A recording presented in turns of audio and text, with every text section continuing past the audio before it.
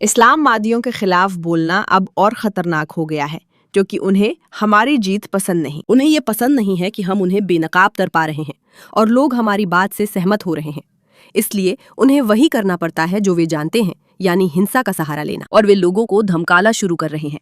लेकिन सच में वे ऑनलाइन लोगों की निजी जानकारी उजागर कर उन्हें धमका रहे हैं, जो बस इस आंदोलन के झूठ और पागलपन को उजागर कर रहे हैं। आज इंस्पायरिंग फिलॉसफी की एक दिल तोड़ने वाली कहानी है, आप खुद सुने। हाल ही में मुझे ऑनलाइन बताना पड़ा कि मुसलमान मुझे और मेरे परिवार को धमका रहे हैं और हमारी निजी जानकारी उजागर कर रहे हैं, क्योंकि मैं इस्लाम को शांतिपूर्ण नहीं कहता। तो लीजिए चैट, ये है आईपी का नंबर।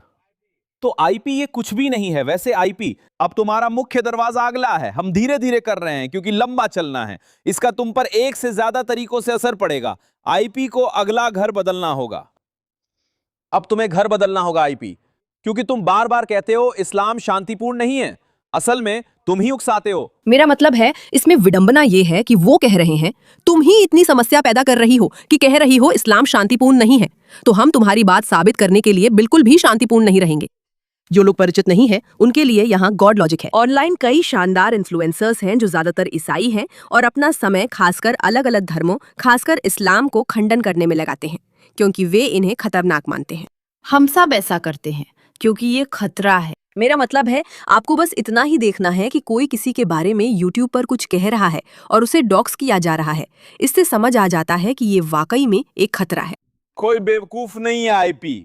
माइकल जोन्स, तुम्हारी बहन ऐसे स्कूल में काम करती है जहां मुसलमान भी हैं। तुम थोड़े इस्लामोफोब हो। स्कूल को कॉल करें या हम खुद करेंगे? मुझ पर भरोसा रखो। जिसके पास जरा सी भी अकल है, उससे ये विडंबना छिपी नहीं है। तुम मेरी बात साबित कर रहे हो कि इस्लाम एक हिंसक धर्म है जिसका हर हाल में विरोध किया जाना चाहिए। अब जब से मैंने वो वीडियो बनाया है, मुसलमान लगातार मेरे पीछे पड़े हुए हैं। वे जो सोचते हैं कि मेरा घर का पता है, उसे सार्वजनिक कर रहे हैं। साथ ही शारीरिक हिंसा और मेरी पत्नी के साथ बलात्कार की धमकी भी दे रहे हैं। आईपी, मैं तुम्हें पीट दूंगा। आईपी ऑन पारू, मैं तुम्हें पीट दूंगा। एक ही वार में तुम ढेर हो जाओगे। मैंने कहा था कि मैं तुम्हें अपनी उपपत्नी बना लूंगा। मैं अब भी अपने फैसले पर हूं, तुम्हें उपपत्नी बनाऊंगा। तुम क्या चाहते हो? आसान है। कोई उसे नहीं चाहता। अच्छा, और रुको, मैं आईपी की औरत को अपनी रखैल बना लूंगा। मैं डेविड की औरत को अपनी रखैल बना लूंगा। मेरा मतलब है, ये धर्म महिलाओं का सम्मान करता है और शांतिपूर्ण है। वे बस सच में भगवान का संदेश फैलाने की कोशिश कर रहे हैं। मेरा मतलब है, अरे क्या ये इतना साफ नहीं है? किसी और की पत्नी को अपनी उपपत्नी कहना, यही तरीका है जिससे हम महिलाओं का सम्मान करते हैं। सब लोग, खासकर खासकर खासकर इस्लाम के नाम पर। अगला नंबर घर का था, है ना? यही वो घर है जहां से आईपी अपना धोखाधड़ी चला रहा है। बाथरूम, किचन, यही है। यहीं पर ये छोटा सा ईश निंदा करने वाला जानवर यहीं से आ रहा है। क्या मैं बस इतना कह सकती हूँ कि कभी कभी जब आप इंटरनेट पर होते हैं तो ऐसा लगता है कि ठीक है, मैं यहाँ जितनी भी बातें कर लूँ कुछ भी नहीं होने वाला। लेकिन जब वे आपकी बहन, आपके घर, आपकी पत्नी के पीछे पड़ जाते हैं, आपको धमकाते हैं और सिर्फ बुरे संदेश ही नहीं भेजते। मेरा मतलब है, हमें सच में हजारों बुरे संदेश मिलते हैं, उसकी किसे परवाह है। सच कहूँ तो वे थोड़े मजेदार भी होते हैं। मुझे वे बहुत मनोरंजक लगते हैं। हाँ, तुम्हें लगता है कि मैं बहुत कमीनी औरत हूँ। इसका मतलब है कि मैं अपना काम अच्छे से कर रही हूँ। खैर, वो तो अलग बात है। ये डरावना है और ये बेहद गंभीर बात है। सचमुच बेहद गंभीर बात है कि जब लोग ऑनलाइन कुछ कह रहे हैं तो उनकी असली जिंदगी को खतरा हो रहा है। जब मैं एलए में था, मुस्लिम सर्कस के मुखिया ने मुझे और गॉड लॉजिक को उस चर्च तक पीछा किया जहां हम बोलने वाले थे, और उसने दावा किया कि उसके पास हथियार है। तुम पेशाब कैसे करते हो? अरे पीछे या पिछली जेब में पेशाब करो या नहीं? नहीं, मुझे नहीं पता। किसी चर्च में नहीं, सच में नहीं, मैं घाट की बात कर रहा हूं। हाँ, मैं करता। उन्होंने अभी सुरक्षा को बुलाया है। देखो, मैंने अभी देखा। यही वजह है कि मेरे पास छठी इंद्रिय है। समझ रहे हो मैं क्या कह रहा हूं? हाँ, छठी इंद्रिय, देखो वो वहां है। मुख्य वजह यह है कि यह डरावना है, क्योंकि दूसरे कंटेंट क्रिएटर्स भी ऐसी समस्याओं से गुजर रहे हैं और आतंकवादी संगठन निशाना बना रहे हैं। मुझे एक आतंकवादी संगठन द्वारा धमकी दी गई थी। एक दिन जब मैं काम पर था, मुझे मेरे परिवार के एक सदस्य का मैसेज आया कि मुझे तुरंत घर आना चाहिए क्योंकि FBI मेरे घर पर है। मैं कार में बैठा परिवार के सदस्य से फोन पर बात की और घर गया। वहां पहुंचते ही बाहर एक आदमी मेरा इंतजार कर रहा था। उसने बैज दिखाया, बताया कि वो FBI से है और कहा कि हमें बात करनी है। उसने कहा कि मध्य पूर्व का एक आतंकवादी समूह मुझे निशाना बना रहा है और काफिर कह रहा है क्योंकि मैं पैगंबर मोहम्मद की गरिमा के लिए खतरा हूं। इस आतंकी समूह के पास मेरी फोटो और निजी जानकारी थी। वे मेरा पता ढूंढकर मुझे और मेरे करीबियों को मारना चाहते थे। मुसलमान बलात्कार और हिंसा की धमकी दे रहे हैं, हमारा पीछा कर रहे हैं और मेरे घर का पता खोज रहे हैं। इस सब के बीच मेरी पत्नी और मैं दूसरे बच्चे का इंतजार कर रहे हैं। इसलिए अपनी फैमिली को सुरक्षित रखने के लिए जब तक मैं ऑनलाइन सुसमाचार फैलाता रहूं, मेरे पास नया घर लेने के अलावा कोई विकल्प नहीं है। हमने यहाँ से काफ़ी दूर एक सुरक्षित गेटेड कम्युनिटी में एक उचित कीमत वाला घर ढूंढा है ताकि सुरक्षा और बढ़ सके, लेकिन मैं अपनी मौजूदा सैलरी में इसे अफोर्ड नहीं कर सकता। उन्हें पैसों की जरूरत है। अगर आप सच में परवाह करते हैं तो डोनेट करें ताकि वो सुरक्षित रह सकें। अभी मुझे सच में नहीं पता। मुझे नहीं पता इसे कौन स्पॉन्सर या फंड कर रहा है या ऑनलाइन काम करने वाले लोगों को कौन मदद कर रहा है, लेकिन मुझे ऐसा लगता है कि जो लोग कठिन काम कर रहे हैं उन्हें बस पर्याप्त समर्थन नहीं मिल रहा है। आप जानते हैं यह कितना खतरनाक है। ये सोचना ही कितना खतरनाक है कि FBI आपके घर आ सकती है। वे आपके पास से गुजर रहे हैं, वे आपको धमका रहे हैं, वे आपकी पत्नी, आपकी बहनों को धमका रहे हैं, वे आपके पते ढूंढ रहे हैं, वे आपकी निजी जानकारी ऑनलाइन उजागर करने में भी नहीं हिचकते, और हम जानते हैं कि वे कितने हिंसक हैं। तो ऐसा नहीं है कि ये बस खाली बेवकूफ़ी भरी धमकियां हैं। ये एक असली खतरा है, और सबसे बड़े लोगों के पीछे जाने के बजाय वे अब छोटे लोगों के पीछे जा रहे हैं क्योंकि वे समझ रहे हैं कि इसका कितना असर हो सकता है। ओह ओह, ये थोड़ा असहज कर देने वाला है ना? इस्लाम पे खुलकर बोलना, मुसलमानों को उकसाना, कॉल इन शो करना, इनमें से कुछ लोग उसकी जानकारी सार्वजनिक कर देते हैं, गॉड लॉजिक की जानकारी भी सार्वजनिक कर देते हैं। और इसलिए माइक जोन्स ने एक गो फंड मी शुरू करने का फैसला किया और कहा, अरे हमें शिफ्ट होना है, हमें कहीं ज्यादा सुरक्षित जगह पर जाना है। ये बात पूरी तरह समझ में आती है, ठीक है, और समुदाय उनके समर्थन में एकजुट हो जाता है। सप्ताहांत में अमेरिकी डॉलर 1,54,000 यानी $2,54,000 जुटाए गए। देखिए, मुझे इंटरनेट की यही बात पसंद है। यहाँ पागल लोग भी हैं, नाजी भी हैं, लेकिन अच्छे लोग। हम जीतेंगे। आप सब इस आदमी को फंड कर रहे हैं ताकि हम कहीं सुरक्षित जगह पर रह सकें और ऑनलाइन भगवान का काम करते रहें।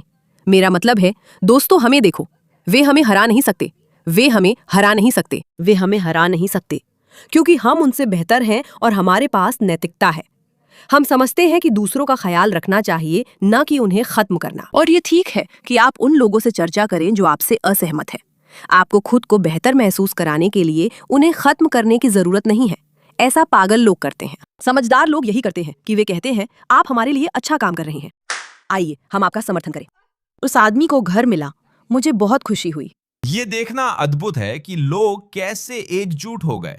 उन्होंने अब दान लेना रोक दिया है, लेकिन चूंकि समुदाय ने उनका साथ दिया, राशि बढ़ती रही।